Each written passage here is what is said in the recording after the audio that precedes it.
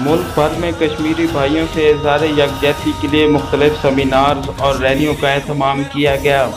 इसी तरह चकवाल, तलगंग और लावा में भी यौम इस्तेसाल के हवाले से मुख्तलिफ तकरीबात और रैलियों का एहतमाम किया गया।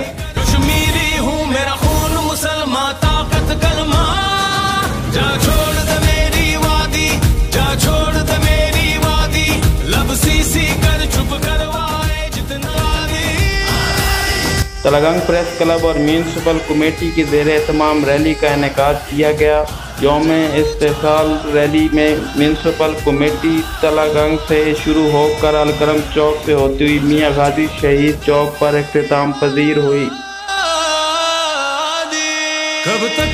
जिना हाल तलगंग में तकरीब का एहतमाम किया गया, जहां मुकर्रीन ने खिताब में मजलूम कश्मीरियों से यकजहती का इज़हार करते हुए अपने बहन भाइयों को यकीन दिलाया कि कश्मीर की आज़ादी तक हम सुकून से नहीं बैठेंगे।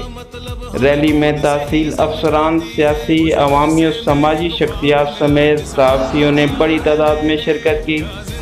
लावा में म्यूनसिपल कमेटी से मेन बाजार तक रैली का एहतमाम किया गया, जिसमें इंतज़ामिया, टाइगर फोर्स के जवानों समेत सहाफ़ियों ने शिरकत की।